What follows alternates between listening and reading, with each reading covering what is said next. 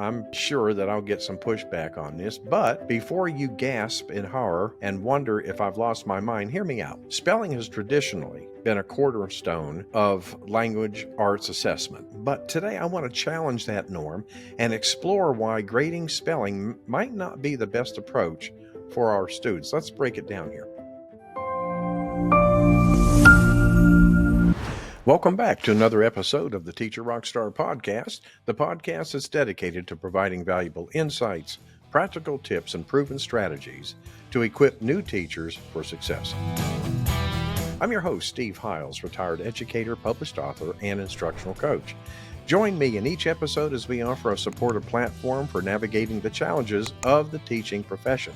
Today, we're diving into a topic that's sure to spark some conversation, and that is rethinking spelling assessments.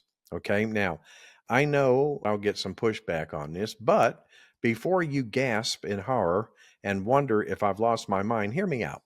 Spelling has traditionally been a cornerstone of language arts assessment, but today I want to challenge that norm and explore why grading spelling might not be the best approach for our students. Let's break it down here.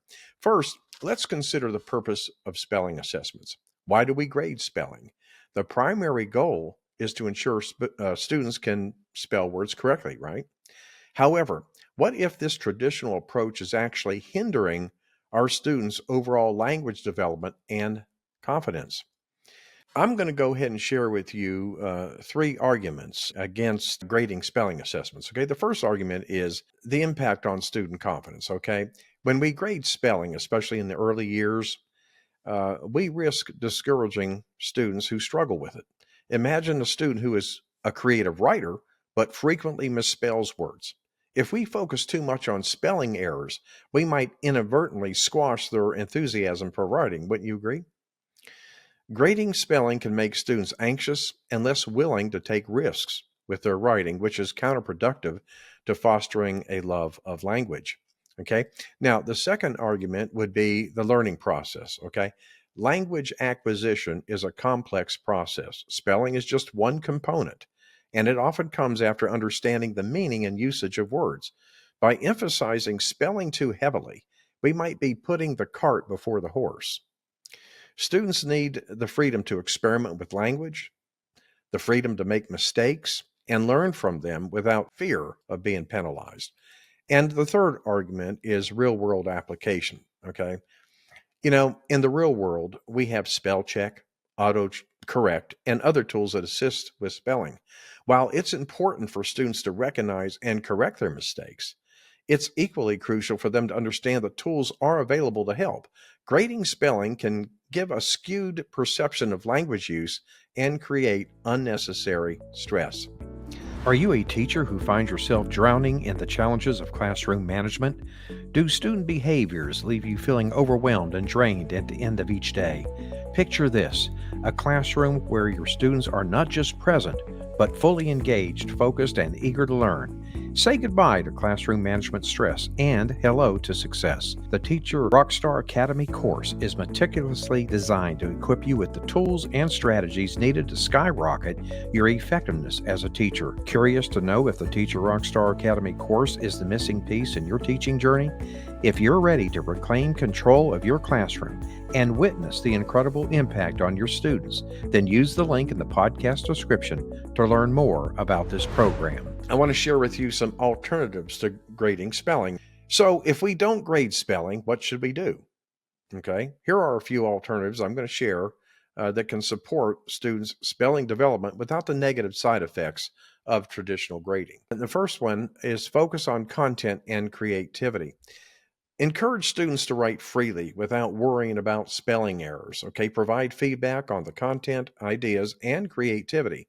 Celebrate their effort and originality, which will build their confidence and motivation to keep on writing. The second thing, instead of isolated spelling tests, assess spelling within the context of their writing. Now, this has been very important to me. Highlight misspelled words and use them as teaching moments. Discuss why the words were misspelled and how they can be corrected. Now, this approach makes spelling even more relevant and practical. And the third alternative is peer review and collaboration. Implement peer review sessions where students can help each other with their spelling, okay? This collaborative approach not only reinforces spelling skills, but also promotes a sense of community and a shared responsibility for learning. The fourth alternative would be personalized spelling lists. Now, I'm a great fan of this here. Create personalized spelling lists based on words students frequently misspell. This targeted approach ensures that students are working on words that are meaningful and relevant to their learning needs. And the last alternative would be to integrate technology. Utilize technology tools that provide immediate feedback on spelling. Interactive apps and games can make learning to spell fun and engaging without the pressure of giving students grades. In conclusion, moving away from grading spelling doesn't mean we ignore spelling altogether. Instead, we shift our focus to a more holistic and supportive methods of assessment that encourage students to develop their language skills in a more natural and less stressful way. By doing so, we can foster a love for writing and communication that will serve them well beyond the classroom. And that's what we should be shooting for, right? Well, I want to thank you for joining me on this thought-provoking journey. I hope today's discussion has inspired you to rethink your approach to spelling in your classroom. As always, I'd love to hear your thoughts and experiences. Drop your thoughts in the comments. Until next time, keep rocking your teaching journey. And remember, the greatest tool you have in your classroom is you. I want you to stay inspired, stay passionate, and stay committed to making a difference. And always remember, my friend, you got this. You've been listening to the Teacher RockStar podcast with your host, Steve Hiles. We hope you've enjoyed this podcast as much as we have. Make sure to hit that subscribe button and join our ever-growing community of Teacher RockStars. Until then, thanks for listening.